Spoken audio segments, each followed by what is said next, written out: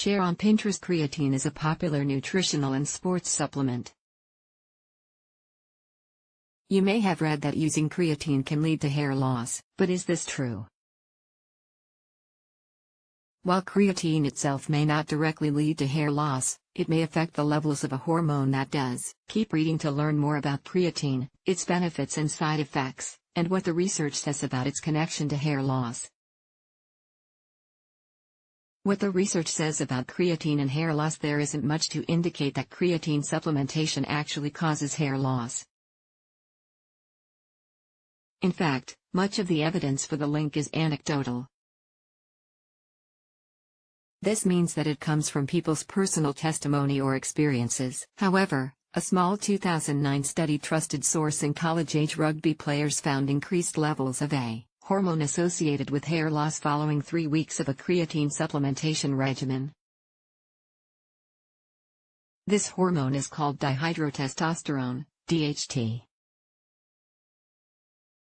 Creatine and dihydrotestosterone, DHT, levels is a hormone that's derived from another hormone that you may be familiar with, testosterone. DHT is also more potent than testosterone.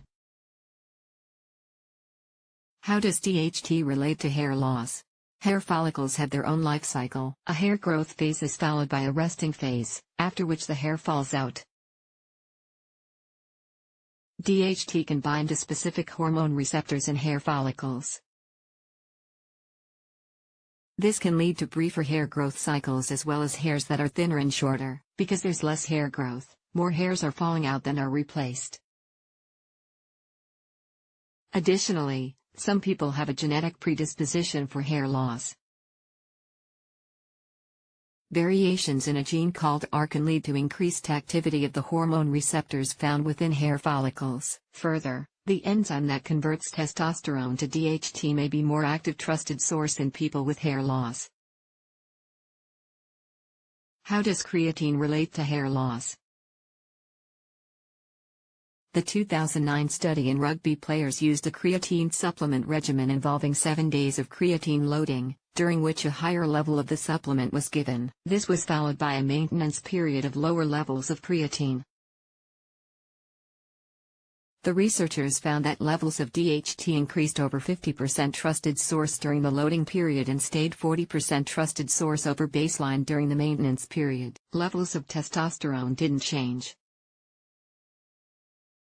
It's important to note here that the researchers didn't observe hair loss in the study participants. Therefore, it's unlikely that creatine supplementation itself causes hair loss. However, an increase in DHT levels was observed. Since DHT levels play a role in hair loss, this increase could put you at risk, particularly if you're genetically predisposed to hair loss. Overall, more research is needed into creatine's effect on DHT levels. Further research should also be performed to assess whether increases in DHT due to creatine supplementation are sufficient to promote hair loss. What is creatine and how does it work? Creatine is a source of energy for your muscles. It's naturally produced by your liver, pancreas, and kidneys. You can also acquire creatine through your diet by consuming red meat and fish. Creatine is stored in your skeletal muscles as phosphocreatine. This can be broken down later during physical activity to be used as energy for muscle contractions. When you take creatine supplements, more creatine becomes available in your muscles. Due to this increase in creatine levels, your muscles may be able to generate more energy. Because of this, some people take creatine to increase their muscle mass and improve athletic performance. Creatine supplements can be found in a variety of forms, including powders, liquids, and tablets. Side effects and safety. If you want to use creatine, there are some potential side effects and safety concerns that you should be aware of.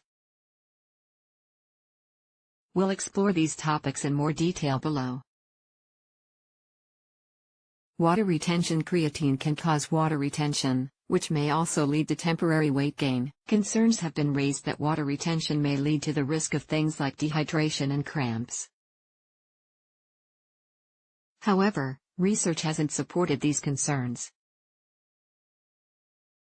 A 2003 study trusted source in college football players found that creatine didn't lead to increased levels of cramping or injury. Additionally, a 2009 review trusted source found no evidence to support that creatine use negatively affects fluid balance or heat tolerance.